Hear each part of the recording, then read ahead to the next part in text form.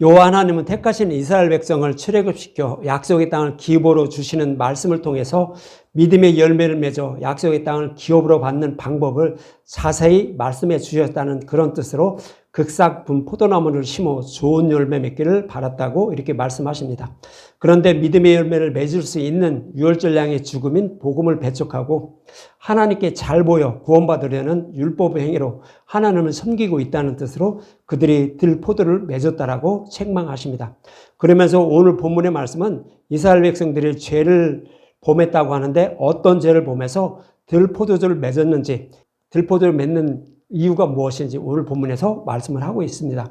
이러한 문맥음을 여러분들 기억하시고 본문 8절을 볼게요. 본문 8절, 가옥에 가옥을 이으며 전투에 전투를 더하여 빈틈이 없도록 하고 이 땅 가운데서 홀로 거주하려 하는 자들은 화 있을진저. 그래요. 본문부터는 이스라엘 지도자들이 반드시 심판을 받는 이유 6가지를 말씀하고 있어요. 그래서 오늘은 이제 2가지인가요? 이것만 이렇게 말씀을 드리고 다음 주에 나머지를 말씀을 드릴 것입니다. 그런데 첫 번째 화로는요, 오늘날 부동산 투기를 해서 모든 땅을 자기 것으로 이렇게 삼으려고 하는 그런 사람과 똑같다는 거죠. 그래서 부동산 투기를 하는 사람과 같이 집과 땅만 늘려가는 지도자의 모습을 책망하십니다. 진리의 말씀만 전해 죽어가는 생명을 살려야 하는 제사장 임무를 망각하고 부와 명예를 위해서 제사장 임무를 수행하고 있다는 것이죠. 그래서 오늘 본문의 첫 번째 화는 부동산 투기하는 그런 사람과 같이 제사장 임무를 망각하고, 제사장 임무는 뭐죠?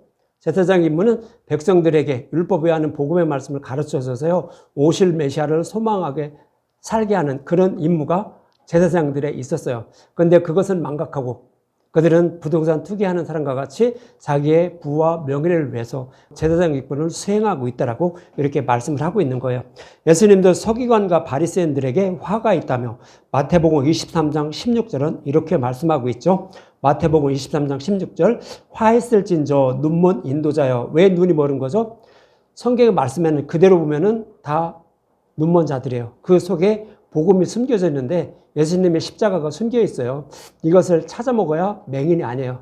근데 그것을 찾아 먹지 못하고 문자 그대로 보고 하나님을 섬기니까 눈먼 인도자라고 이렇게 말하는 거예요. 너희가 말하되 누구든지 성전으로 맹세하면 아무 일 없거니와 성전의 금으로 맹세하면 지킬지라 하노다, 이렇게 말해요. 무슨 얘기냐면 하나님께 뭐를 한다라고 이렇게 하는데 그냥 나는 이렇게 복음의 말씀을 듣고 따르면 하나님을 섬기겠습니다 하면 아무것도 얘기 안 하고 가만히 둔대요.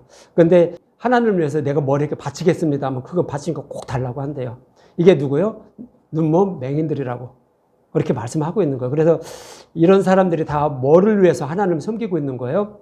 교회를 크게 하고 자기의 부와 명예를 위해서 목회자를 하고 있다라고. 이때 당시에 제사장의 일들이 하는 일들이 다 그렇더라고. 이렇게 예수님은 그들을 책망하고 있는 거예요. 그래서 말씀을 맡은 전도자의 직분을 이용해서 자신의 이익만 추구하려고 조각한 말씀을 전함으로 어리석은 맹인들이라고 예수님은 그들을 책망하십니다. 그래서 자신이 받아야 하는 지옥불의 심판을 바라보지 못하는 그런 어리석은 맹인들이라고 예수님은 그렇게 말씀을 하고 있습니다. 그럼 죽어가는 한 영혼의 생명을 살리기보다 자신의 이익만 추구하는 목자들을 어떻게 말씀하고 있는지 성경에서 여러 군데 말씀하고 있어요. 그것을 한번 말씀을 드릴게요. 먼저 이사야 56장 9절과 12절에 보면 이런 말씀하고 있어요. 이사야 56장 9절에서 10절을 먼저 보면 들의 모든 짐승들아 숲 가운데 모든 짐승들아 와서 먹어라. 이스라엘 파수꾼들은 맹인이요. 파수꾼이라는 것은 말씀을 전하는 제사장들 말이에요. 지금으로 말하면 목회자들 말하죠. 목회자가 다 파수꾼인데 맹인들이라고 하는 거예요. 다 무지하며 벙어리 개들이라 짖지 못하며 다 꿈꾸는 자들이요 누워있는 자들이요 잠자기를 좋아하는 자들이니 그래요. 이스라엘 지도자들은 진리를 알지 못하는 맹인들이라는 것이죠. 그래서 사탄들이 다른 복음을 전하는 사람들이 와서 그 양들에게 다른 복음을 전해서 다 끌고 가는데도 아무 소리도 못하고 있다는 거예요. 무슨 얘기냐면 그 양들이 사탄이 전하는 다른 복음을 전하는 그런 사람들이 와서 끌고 가지 못하도록 진리의 말씀만 미리 전해줬어야 된다는 거예요.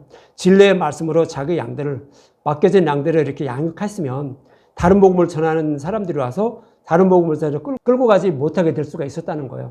그런데 이스라엘 지도자들은 진리의 말씀을 전하지 않고 다른 복음만 전하니까 다른 복음을 전하는 사람들이 와서 그냥 더 좋은 말로 양념을 많이 쳐서 딱 전하니까 다 끌고 가게 됐다는 거예요. 그래서 이때 당시에 지도자들의 상태가 이랬다라고 이사야 56장은 그렇게 말씀하고 있는 거예요.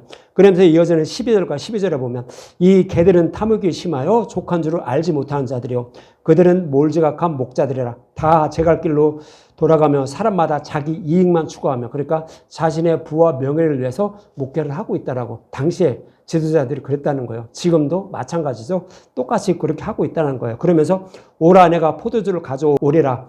우리가 독주를 잔뜩 마시자. 내일도 오늘같이 크게 넘치리라 하느니라 그러죠. 교회에서 술 먹고 저기 하는 사람들처럼 다른 복음에 취해서 다른 복음을 전하면서 양육하고 있는, 제사장권을 수행하고 있는 그런 제사장들의 모습을 이렇게 말씀을 하고 있는 거예요. 지금의 자신의 부와 명예를 위해서 목회하고 있는 사람들, 그런 사람들을 이사야 56장에서는 이렇게 말씀을 하고 있는 거예요. 오직 제사장의 임무는요, 목회자의 임무는 진리의 말씀만 전해서 그들의 생명을 구원하는 임무예요. 다른 거 없어요. 진리의 말씀만 전하는 임무가 목회자의 임무예요. 교회가 크든 작든 뭐 사람들이 없으면 그냥 안 하면 되죠. 그리고 또 뭐 저기 인터넷으로 하고, 요즘 인터넷으로 예배드리는 분이 엄청나게 많대요. 왜? 다른 복음을 전하니까 자기 마음에 맞는 그런 말씀만 듣기 위해서 그렇게 하는 거죠. 하여튼 그런 사람들이 이렇게 많대요. 그러니까 자기의 부와 명예를 위해서 하지 말고 내가 구원받았으니까 한 영혼이라도 더 구원받게 하기 위해서 그런 진리의 말씀만 전하는 것이 목회자의 임무며 제사장의 임무인데 그것을 충실히 수행하지 못하고 있다라고 이렇게 이사야 56장은 말씀하고 있어요. 사무엘상에서도 이런 말씀하고 있었죠. 사무엘상 2장 12절과 17절에 보면 엘리의 아들들이, 엘리 제사장의 아들들이 이러한 행위를 했더라고요. 먼저 2장 12절과 14절을 보면 엘리의 아들들은 행실이 나빠 여호와를 알지 못하더라. 그 제사장들이 백성에게 행하는 관습은 이러하니 곧 어떤 사람의 제사를 드리고 그 고기를 삶을 때에 제사장이 사환이 손에 새 갈고리를 가지고 와서 그것으로 냄비에나 솥에나 큰 솥에나 가마에 찔러 넣어 갈고리에 걸러 나오는 것은 제사장이 자유스로 가지되 실로에서 그곳에 온 모든 이스라엘 사람들에게 이같이 할 뿐이라 그래요. 제사장의 임무는 뭐죠? 다른 복음을 전하지 않아야 되죠. 근데 이때 당시에는 그것을 모형과 그림자로 이렇게 그려주고 있었어요. 그래서 제물을 드리고, 그리고 기름을 드린 거예요. 기름을 드리고 그 제물을 잡아서 기름을 다 떼서 드리고 그 고기는 나눠 먹게 돼 있어요. 그래 그 고기를 요리를 하는 거예요. 그래서 삶거나 굽거나 하는 거예요. 근데 이 제물이 다 드린 다음에, 제물을 다 드린 다음은 뭐예요? 예수님이 죽으시고 부활하신 걸 말해요. 그런데 예수님이 죽으시고 부활하기 이전, 제물을 다 드리기 이전, 그러니까 고기를 삶거나 굽기 이전에 먼저 와서 우리 자기 거부터 챙겨간다는 거예요. 누가? 엘리의 아들들. 엘리의 아들들은 제사장이에요. 그런 그것을 이렇게 먼저 챙겨간다는 것은 뭐예요? 예수님이 죽으시고 부활하기 이전 것을 그를 따르고 있다는 얘기예요. 예수님이 죽으시고 부활하기 이전 것은 뭐죠? 율법의 행위. 다른 복음으로 그들은 하나님 섬기고 있다는 거예요. 엘리의 아들들의 그때 당시에 제사장들이 다 이런 행위를 하고 있더라고 이렇게 책망하는 거예요. 그래서 그것을 제사를 다 드린 후에 예수님이 죽으시고 부활하신 후 그 복음의 말씀을 가지고 나눠 먹어야 되는 거예요. 제사장들이 백성들과 같이 나눠 먹어야 된다고요. 복음만 나눠 먹어야 된다는 그런 의미예요. 그런데 그것을 배척하고 율법의 행위로만, 하나님께 잘 보이려는 행위로만 가르치고 있다는 그런 뜻으로 제물을 다 드리기 전에, 고기가 다 삶아지기 전에 그때 먼저 뺏어간다는 얘기죠. 그렇게 말씀을 하고 있는 거예요. 그러면서 이어지는 15절과 17절에 이렇게 말해요. 기름을 태우기도 전에, 똑같은 얘기예요. 제물을 드리기 전이나 기름을 태우기 전 똑같은 말이에요. 그래서 기름을 태우기 전에도 제사장이 사원이 와서 제사 드리는 사람에게 이르기를 제사장이 구워드릴 고기를 내라. 그가 내게 삶은 고기를 원하지 아니하고 날 것을 원하신다 하다가 그 사람이 이르기를 반드시 먼저 기름을 태운 후에 내 마음에 원하는 대로 가지라 하면 그가 말하기를 아니라 지금 내게 내라. 그렇지 아니하면 내가 억지로 빼앗으리라 하였으니 이 소년들의 죄가 여호와 앞에 심히 크므로 그들이 여호와의 제사를 멸시함이라 그러죠. 5절에도 좀 전에도 말씀드렸지만 기름은 뭐라고 했어요? 화목제물, 우리 모든 죄를 예수님이 전거받으셔서 십자가에서 대속해 주시는 것이 기름을 다 떼어나는 모습이에요. 그래서 이 화목제물의 고기에서 기름을 다 떼어내서 여호와께 드려야 되는데 기름을 태우기도 전에 고기를 먼저 뺏어간다는 거예요. 그럼 기름을 태워드는 것은 뭐죠? 예수님 죽으시고 부활하시는 거예요. 그러니까 우리의 모든 죄를 십자가에서 대속해 주신 후를 말하는 거예요. 그런데 태우기도 전이라는 것은 복음이 아닌 율법인 상태 그대로 남아있는 거예요. 그래서 율법의 행위로만 이스라엘 백성들은 이때 당시에 엘리의 제사장들은 그의 아들들은 율법의 행위만 강조하면서 백성들을 가르치고 있다라는 그런 의미로 제물을 드리기도 전에 다 빼앗아 간다라고 이렇게 말씀을 하고 있는 거예요. 그러니까 이때 엘리 제사장들의 상태나 이후에 예수님 오실 때까지 모습이나 똑같아요. 율법의 행위로만 구원을 받으려고 힘쓰고 애쓰고 있는 이스라엘 백성들의 모습을, 제사장들의 모습을 이렇게 그려주는 거예요. 다른 모습으로 이렇게 그려주고 있는 거예요. 그래서 이들은 여호와께 악을 범하고 있다라고, 심판받을 수밖에 없다라고 이렇게 말씀을 하고 있는 거예요. 이처럼 십자가의 은혜의 사랑을 알려는 마음으로 하나님을 섬기지 않고 세상을 더 사랑하는 자, 율법의 행위, 자신의 열심과 노력으로 하나님께 잘 보이려는 그런 행위로 살아가는 자가 되지 말라라고 사도 바울은 빌립보서 3장 18절에도 19절에 이렇게 말해요. 빌립보서 3장 18절과 19절, 내가 여러 번 너에게 말하였거니와 이제도 눈물을 흘리며 말하노니 여러 사람들이 그리스도의 십자가의 원수로 행하느니라. 십자가를 배척하고 살아간다는 거죠. 근데 그 십자가를 배척한 행위가 뭐냐면 이어지는 19절, 그들의 마침 멸망이요 그들의 신은 배요 그 영광은 그들의 부끄러움에 있고 땅의 일을 생각하는지라 그러죠. 그들이 생각하는 예수님의 이름을 부르는 목적이 뭐라고요? 내 배를 충분히 채우기 위해서, 배부르기 위해서, 육적인 배를 부르기 위해서 예수님의 이름을 부른다는 거예요. 그럼 교회 나오는 목적이 뭐예요? 이 땅에서 잘 먹고 잘 살기 위해서, 내 부와 명예를 위해서 예수님의 이름을 부르고 있다고요. 이런 사람들을 마치면 멸망이라고 하는 거예요. 그런데 이것들은 무슨 일이에요? 저 하늘의 일을 생각하지 않고 하늘에 소망을 두지 않고 땅의 일만 생각한다는 거예요. 이 땅에서 어떻게 하면 내가 행복하게 살까? 누구보다도 높은 자리에 오를까? 이런 생각만 가지고 하나님의 이름을 부르며 예배를 드리며 기도를 드리고 있다라고 이렇게 말하는 거예요. 그래서 사도 바울은 빌립보 교회에게 그러지 말라고요. 이렇게 하면 우리는 구원받지 못한다라고요. 그래서 이렇게 하지 말라는 거예요. 이것은 다 뭐냐면 꼭 우리가 이 땅의 것을 소망하지 않는다 할지라도 다른 복음으로 하나님을 섬기게 되면 똑같은 얘기예요. 이 땅에 소망을 두고 살아가는 그 모습과 똑같은 거예요. 그래서 진리의 말씀을 떠나서 다른 복음으로 하나님을 섬기려고 하는 사람들, 진리를 떠나 다른 복음으로 하나님을 섬기는 자들이 다 땅의 일을 생각하는 자들이에요. 거기에 다 포함된 거예요. 그러니까 사도 바울은 빌립보 교회에게 그렇게 말하는 거예요. 그러면서 디모데전서 6장 7절과 8절에는 사도 바울은 이렇게 말해요. 우리가 세상에 아무것도 가지고 온 것이 없음에 또한 아무것도 가지고 가지 못하려니 우리가 먹을 것과 입을 것이 있은즉 족한 줄로 알 것이라 그러죠. 디모데에게 사도 바울은 그러는 거예요. 너도 태어날 때 아무것도 안 가지고 왔지? 갈 때도 똑같아요. 그러니까 우리가 죽게 되면 아무것도 있다 할 것은 가져가지 못하고 오직 가지고 갈 수 있는 것은 십자가 복음밖에 없다는 거예요. 복음을 알지 못하면 지옥이요. 복음을 알아야만 우리는 천국에 들어가서 평안하게 살 수가 있다는 거예요. 그러니까 오직 복음의 말씀만 알고 깨달은 목적으로 신앙생활을 하라라고 디모데에게 사도 바울은 그렇게 전하고 있는 거예요. 그렇지 않고 세상 것을 원해서 하나님께 잘 보이려는 행위로 구원받으려는 자들은 이 땅의 것을 소망하면서 결국은 그렇게 살다가 지옥불에 들어갈 수밖에 없다라고 이렇게 말씀을 하고 있는 거죠. 그래서 이 땅의 것을 욕심 부리지 말고 우리는 천국에 소망을 두며 살아가야 된다라고 사도 바울은 그렇게 말씀을 하고 있는 것입니다. 이처럼 이스라엘 지도자들은 자신의 부와 명예를 위하여 백성을 가르치며 하나님을 섬기고 있으므로 백성이 믿음의 열매를 맺지 못하고 있다라고 이렇게 말씀을 하고 있는 것입니다. 그래서 그들이 쌓아놓은 집과 땅이 황폐하게 된다고 이어지는 본문 9절과 10절에 이렇게 말해요. 만군의 여호와께서 내 귀에 말씀하시되 정령이 허다한 가옥이 황폐하려니 크고 아름다울지라도 거주할 자가 없을 것이며 그러죠. 이스라엘 백성들의 지도자들은 땅과 집을 아주 엄청나게 늘려가면서 그렇게 살아가고 있다고 하죠. 그렇지만 이것은 다 황폐하게 된다고, 다 몹쓸 거더라고요.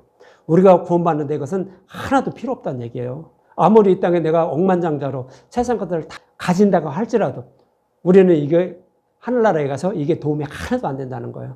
오직 복음의 말씀으로만 구원받아요. 이 땅에 거 아무리 저기를 한다고 해서 하나님께 이것을 다 드린다고 해서 우리는 구원받지 못해요. 오직 복음을 믿음으로만 구원받아요. 그런데 그것을 이제 자기 마음대로 해석해버린 거예요. 그렇게 전해버리는 거예요. 그래서 수입을 많이 얻으려고 그렇게 거짓스럽게 전하고 있는 거예요. 이것이 다 뭐예요? 유대인들도 똑같이 그렇게 가고 있더라고. 그들만 그런 것이 아니라 요즘 교회도 똑같이 그렇게 행하고 있더라고.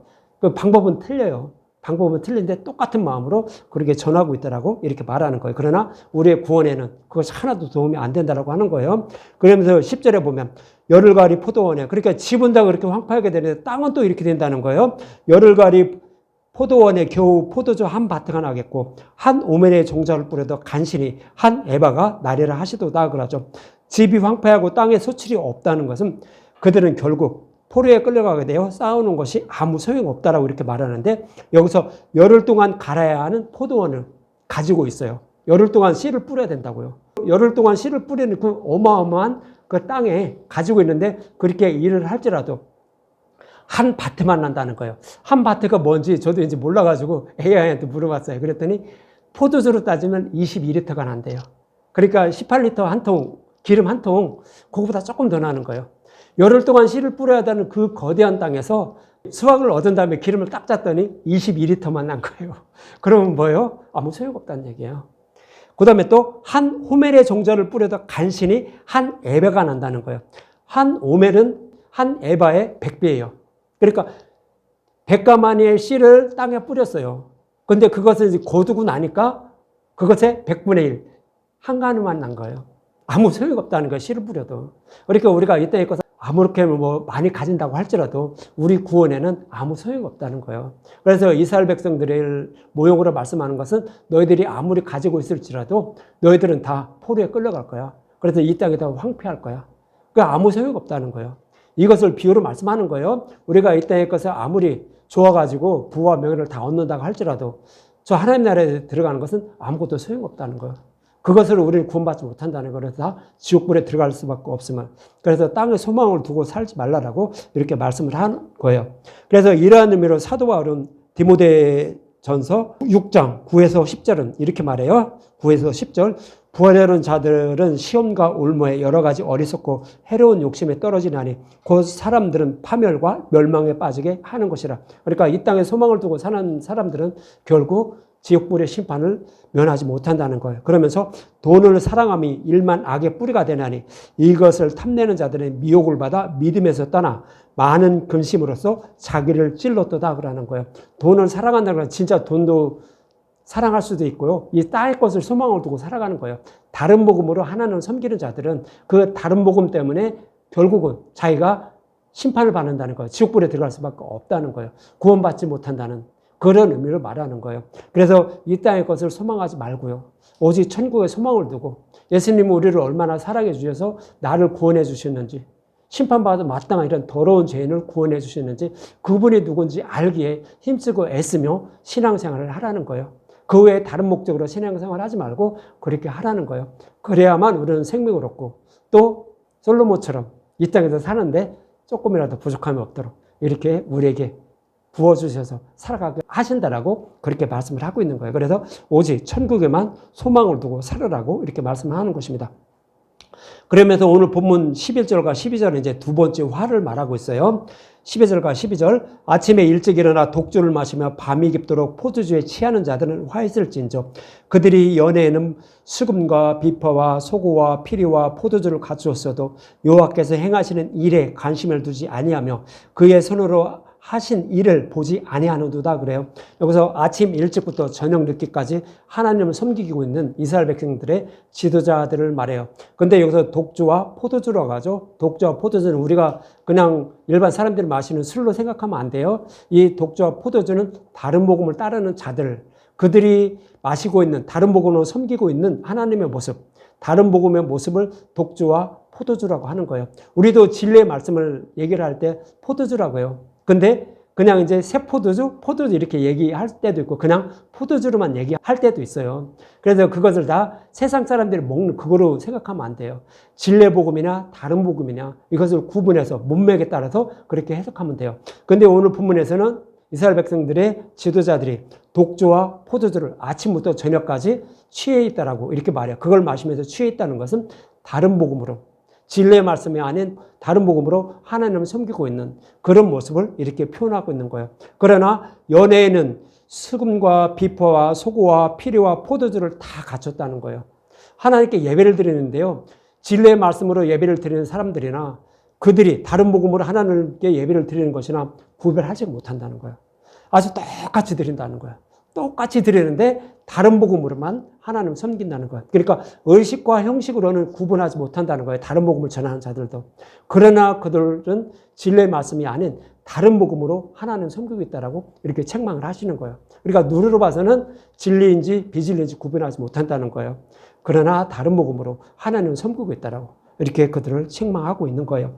그런데 이제 여기서 어떤 말을 하냐면 여호와께서 행하시는 일, 그것은 관심을 두지 않고 그게 서로로 하시는 일도 보지 않는다라고 해요. 여호와께서 저와 여러분들을 구원하기 위해서 어떻게 행하여 주셨죠?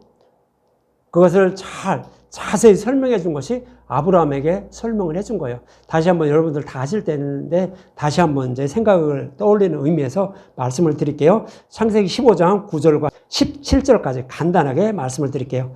먼저 창세기 15장 9절과 11절에 보면 이제 이 문맥은 어떤 의미냐면 여호와 하나님이 아브라함에게 내 자손으로 말미암아 천하 만민을 구원한다고 약속했어요. 그러면서 이 자손들에게 이 약속의 땅, 이 가나안 땅, 하나님 나라를 상징적으로 표현하는 거예요. 이 땅을 기업으로 준다라고 말씀하시니까 아브라함이 그러는 거예요. 아니 그럼 우리가 이 죄인들이, 더러운 죄인들이 이 하나님 나라, 이 약속의 땅을 어떻게 기업으로 받죠? 그거 알려주세요 라고 이렇게 여쭌 거예요. 그랬더니 요 하나님이 그럼 알려줄게 이렇게 해라라고 하는 그런 장면이에요. 그래서 창세기 15장 9절과 11절에 보면 여호와께서 그에게 이르시되 나를 위하여 3년 된 암소와 3년 된 암년소와 3년 된 순양과 산비둘과 집비둘기 새끼를 가져올지라. 아브라함이 그 모든 것을 가져다가 그 중간을 쪼개고 그 쪼갠 것을 마주 대어 놓고 그 새는 쪼개지 아니하였으며 솔개가 그 사체 위에 내릴 때에 아브라함이 쫓았더라 그러죠. 그래서 아브라함이 그러는 거예요. 3년 된 암소, 염소, 그 다음에 뭐 양 이런 것들을 갖고 와서 쪼개놔. 이렇게 얘기를 한 거예요. 여기서 그러면 3년이라는 것은 어떤 의미라고 말씀드렸죠? 예수님이 오셔서 3년 동안 공생에 한 다음에 십자가에서 번제물이 되는 거예요. 그것을 모형으로 그려주고 있는 거예요. 그래서 이 땅에서 3년 동안 공생하고 예수님이 십자가에서 번제물이 될 거야. 이렇게 가르쳐 주는 것이 3년 된 것들을 다 갖고 와서 쪼개놓으라고 하는 거예요. 그런데 이것을 방해하는 자가 있다는 거죠. 솔개가 그 사체 위에 내릴 때 아브라함을 쫓았다고요. 근데 그 쪼개는 제물들은 다 예수님의 십자가를 상징적으로 표현하는 거예요. 근데 이 새들이 와서 그걸 쪼아먹으려고 한다는 거예요. 이것은 예수님이 오셔서 우리를 구원하시게 되면 그것은 사탄의 머리를 밟는 거예요. 예수님 십자가에서. 그렇게 되면 사탄들은 지옥불에 들어간다는 것을 알고 있어요. 그러니까 예수님이 오시지 못하도록 그것을 방해하는 모습이에요. 예수님 십자가에서 죽으시고 부활하지 못하도록 오시지도 못하도록 그 방해하는 모습. 그것이 솔개가 그 사체를 쪼아먹으려고 한다는 거죠. 그러나 아브라함이 그것을 쫓았다는 거예요. 그것을 아브라함이 쫓았다는 얘기는 뭐예요? 아브라함은 이 장면에서 이 말씀 속에는 하나님을 상징적으로 표현해요. 아무리 사탄의 방해가 있다고 할지라도 잃어버린 저와 여러분을 구원하기 위해서 하나님은 자기 아들 예수를 십자가에 내어주셔서 사탄의 머리를 밟고 그 복음으로 우리를 구원하신다는 말씀을 가지고 있는 것이 아브라함이 그 새들을 쫓았다라고 이렇게 말씀을 하고 있는 거예요. 그러면서 이어지는 13절과 14절에 이렇게 말하죠. 여호와께서 아브라함에게 이르시되 너는 반드시 알라. 내 자손이 이방의 객이 되어 그들을 섬기겠고 그들은 400년 동안 내 자손을 괴롭히리니 그들이 섬기는 나라를 내가 징벌할지며 그 후에 내 자손이 큰 재물을 이끌고 나오리라 그래요. 이 말씀대로요. 아브라함의 후손들 이스라엘 백성들이에요. 지금 이스라엘 백성들이 살아가는 그 사람들이에요. 그런데 이스라엘 백성들인 아브라함의 후손들이요. 결국 이방의 객이 돼요. 애굽에 내려가서 400년 동안 살아요. 400년 동안 살다가 이제 유월절량의 죽음을 통하여서 출애굽해서 이 아브라함에게 약속하신 말씀대로 가나안 땅을 기업으로 받아요. 지금 이스라엘 땅이 가나안 땅이에요. 이때 당시에. 그래서 그것을 기업으로 받아서 거기서 살게 돼요. 그런데 이것은 어떤 모형으로 그려졌냐 하면 아브라함의 자손들, 복음을 믿어서 구원받은 하나님의 백성 모두를 상징하는 거예요. 그들이 바로 사탄의 노예로 살아가고 있는 모습. 그러니까 구원받기 이전에 저와 여러분들은 다 아브라함의 자손들인데요. 구원받기 이전에는 사탄의 노예로 살아가요. 복음을 알지 못해서 지옥불에 들어갈 수밖에 없다는 그런 상태예요. 그런 사탄의 노예로 살아가는 자들을 구원하기 위해서 누가 오느냐? 약속하신 메시아 예수님 오시는 거예요. 그것이 400년 만에라는 그런 뜻이요. 4대 만에 400년 만에라는 것은 하나님의 때가 되면 약속하신 메시아가 오셔서 우리 모든 죄를 대속해 주시고 그 복음으로 구원해 주신다는 그런 의미를 담고 있는 거예요. 이것이 400년 동안 이방의 객이 되어 이스라엘 백성들 거기 살다가 유월절량의 죽음, 예수님의 십자가를 말하는 거예요. 죽음을 통하여 출애굽해서 약속의 땅을 기업으로 받는다라고 말하는 거예요. 그런데 그들이 나올 때 어떻게 나온다고 하죠? 큰 재물을 갖고 나온대요. 큰 재물은 뭐라고 했어요? 유월절량의 죽음을 통하여서 애국 백성들은 너희들 얼른 가라. 날 싫다라고 하면서 가라면서 자기들이 갖고 있는 은금, 폐물 이런 것들을 다 줬다고 했죠. 그것은 뭐예요? 사탄의 노량물, 복음의 말씀이라고 했죠. 그래서 복음의 말씀을 가지고 나와서 약속의 땅을 기업으로 받는다고요. 저와 여러분들도 마찬가지예요. 예수님 십자가에서 죽어주고 벌하신 복음의 말씀을 가짐으로 우리는 사탄의 노예에서 해방돼서 우리는 하나님의 백성이 되는 거예요. 그래서 하나님 나라에 들어갈 수가 있더라고요. 이것을 모욕을 이렇게 그려준 거예요. 얼마나 자세히 그려줘요. 그러니까 사탄의 머리를 밟은 노량물이 뭐예요? 복음의 말씀인데요. 창세전에 저와 여러분들을 이렇게 구원하실 것을 약속하신 것이 메시아 언약이에요. 그래서 그 메시아 언약을 어떻게 이루어 주셔서 우리를 구원하실 것인지 이스라엘 역사를 통해 계속 반복해서 여러 가지 모양과 그림자를 설명해 줬어요. 그리고 그 설명해 준 말씀대로 예수님 오셔서 그 말씀대로 십자가에서 죽으시고 부활한 거예요. 이것이 뭐예요? 십자가에서 그 말씀대로 죽으시고 부활한 것이 사탄의 머리를 밟은 거예요. 이것이 사탄의 머리를 밟은 노량물이고요. 이것이 뭐예요? 복음의 말씀이라고요. 이것을 가짐으로, 복음의 말씀을 가짐으로 우리는 사탄의 노예에서 해방돼서 하나님의 백성이 된다고요. 그래서 구원받게 된다고요. 그럼 복음의 말씀이 뭐라고 알 수가 있는 거예요? 뭐예요? 메시아 언약의 말씀대로 예수님 오셔서 십자가에서 그것을 다 이루어준 거예요. 이것이 복음의 말씀이라고요. 이 말씀만 들으면서 하나님을 섬기는 거예요. 구역에서는 메시아 언약의 말씀대로 오셔서 우리를 구원할 그 예수님을 소망하면서 살아갈 수 있도록 제사장들은 모든 성경을 문자로 보지 말고 십자가로 풀어도 전해줬어야 되는 거예요. 그런데 그걸 하지 못했다라고 이렇게 책망하는 거예요. 그래서 그들은 땅의 것을 소망을 두면서 살아갔기 때문에 땅만 늘리고 집만 늘리고 있다라고 이렇게 책망하는 거예요. 그러면서 창세기 15장 이어지는 15절과 16절에 이렇게 말하죠. 너는 장수하다가 평안히 조상에게 돌아가 장세될 것이요. 내 자손은 아까는 400년인데 여기는 4대 만에 이 땅으로 돌아오리니 이는 아모리 족속의 죄악이 아직 가득 차지 아니함이더라 그러죠. 400년 4대 만에 40년 만에 동일한 의미를 담고 있어요. 단지 문자만 틀리게 하는 거예요. 왜요? 내 백성만 알고 깨닫게 하기 위해서. 다른 백성들은 택함을 받지 못한 사람은요, 이거 그냥 문자적으로 봐요. 다 틀린 거로 봐요. 그러나 택함 받은 사람은 약속하신 메시아가 오심이라는 것을 똑같이 봐요. 똑같이 봐서, 아, 예수님 오시고 우리도 사탄의 노예로 해방되는구나. 그런 의미를 이렇게 알게 되죠. 그래서 400년이나 40년이나 4대만이나 똑같은 의미예요. 예수님 오시게 되면 우리는 그 복음으로 우리를 구원받게 된다는 거예요. 그런데 가나안 땅에 살아간 아모리 족속이 죄악이 아직 가득 차지 않았대요. 그 얘기는 뭐죠? 가나안 땅에 아직은 구원받을 자가 남아있다는 거예요. 그냥 가나안 땅을 싹 진멸해주고 그냥 이스라엘 백성들이 거기서 살게 했으면 되잖아요. 그런데 진멸하지 않은 이유는 뭐예요? 아직도 택한 백성이 그들 중에도 남아있다는 거예요. 그래서 그 한 영혼, 그 기생 라합을 구원하기 위해서 하나님은 그들을 진멸하지 않고 참고 기다리신 거예요. 그래서 그에게 복음을 전해서 그도 구원받게 한 거예요. 그리고 가나안 땅을 직면한 거예요. 이 얘기는 뭐예요? 잃어버린 백성 그 한 사람이라도 한 마리 양을 다 구원할 때까지 이 세상은 종말이 안 와요.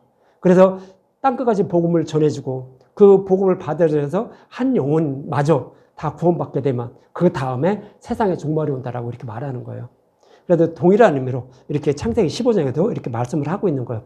이렇게 해서 구원할 것을 창세기 15장 17절에 이렇게 말하는 거예요. 해가 져서 어두울 때 연기 나는 화로가 보이며 타는 횃불이 쪼갠 고기 사이로 지나더라 그러죠. 아까 쪼개는 고기 사이로 뭐가 지났어요? 횃불이 지났어요. 이 횃불은 하나님을 상징적으로 표현하는 거예요. 하나님이 만약 아브라함 너에게 약속한 대로 이대로 백성을 구원하지 않으면, 그러니까 네 자손에게 약속의 땅을 기업으로 주지 않으면 하나님이 죽는다고요. 뭐처럼? 이 쪼개는 고기처럼 죽는다고요. 그래서 하나님의 이름을 걸고 맹세로 보증해 준 거예요. 그러니까 이 말씀대로 안 하면 하나님이 아니라고요. 우리는 안 믿어도 된다고요. 근데 그대로 다 이루어졌잖아요. 그러니까 하나님 살아계신 거죠. 그러니까 믿을 수밖에 없는 거예요. 지금도 그대로 이루어지고 있고요. 그 복음으로 우리를 구원하고 있고요. 그래서 이렇게 창세기 15장에서도 하나님의 이름을 걸고 이렇게 맹세를 보증해 준 거예요. 근데 유대인의 지도자들은 그걸 알지 못하고 있다고요. 그것을 알지 못하고 약속하시고 약속하신 말씀대로 구원하고 계신 그것을 바라보지도 못하고 있더라고. 다 맹인들이라고 이렇게 이사야 선지자는 그렇게 말씀을 하고 있는 거예요. 그러면서 오늘 본문 13절과 14절에 이렇게 말하죠. 그러므로 내 백성이 무지함으로 말미암아 사로잡힐 것이요 그들의 귀한 자는 굶주릴 것이요 무리는 목마를 것이라 그러죠. 무지하다고 하죠. 그들은 이 성경 말씀 거의 달달달 외워요. 모세 오경 정도는 달달달 외우면서 하나님을 섬기고 있어요. 그런데 하나님은 이들을 보고 무지하대요. 너희들 아무것도 모르는 그런 백지와 같은 그런 사람들이라죠. 무지하다고 하죠. 하나님 뜻을 모른다고요.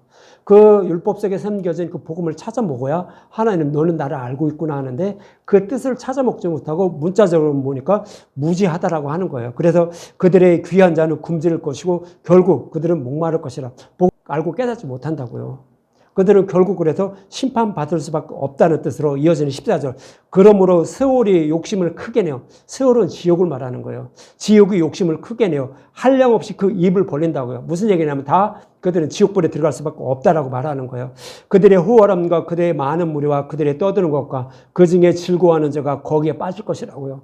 그들이 아무리 나는 하나님의 열심으로 이렇게 섬기고 있으니까 당연히 구원받았다고 자랑하면서 떠들면서 이렇게 그 독주에 채서 살아가지만 그들은 결국 구원받지 못하고 다 지옥불에 들어간다고요. 그럼 우리는 어떻게 해야 되는 거죠? 우리는 그 율법적인 순결 복음을 찾아 먹어서 십자가로 풀어주는 말씀 찾아 먹어서 우리는 그래야만 진리를 알게 돼서 구원받게 돼요. 그런데 내 스스로는 알지 못해요. 그러니까 어떻게 해요? 이 속에서 보배를 찾아 먹게 해달라고. 시편인가 어디 나오죠? 율법에서 귀한 보배를 알게 하옵소서라는 그런 구절이 나와요.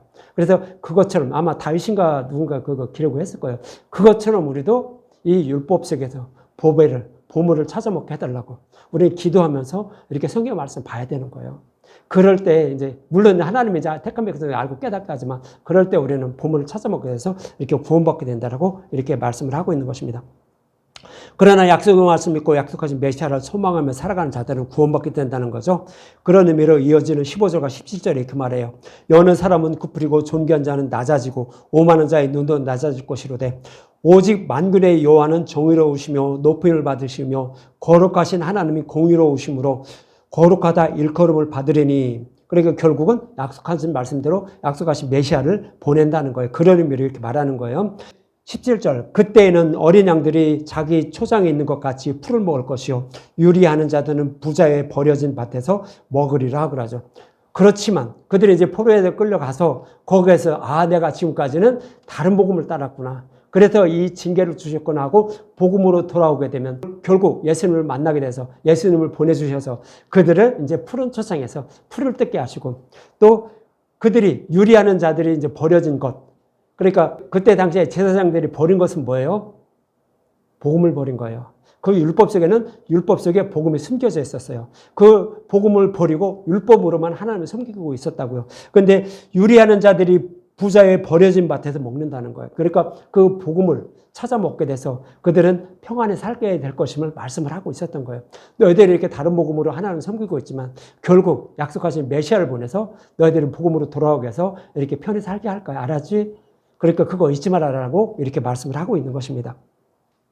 이처럼 이스라엘 지도자들은 조상들에게 맹세로 보증해 주신 복음을 배척하고 시내산에서 주신 율법의 행위만 강조하며 이 땅에서의 소망을 두고 하나님을 섬김으로 결국 포로에 끌려가는 심판을 받지만 약속하신 메시아를 보내서 사탄의 머리를 밟고 그 복음으로 그들을 구원해 주신다라고 하나님은 그렇게 말씀을 하고 있는 것입니다.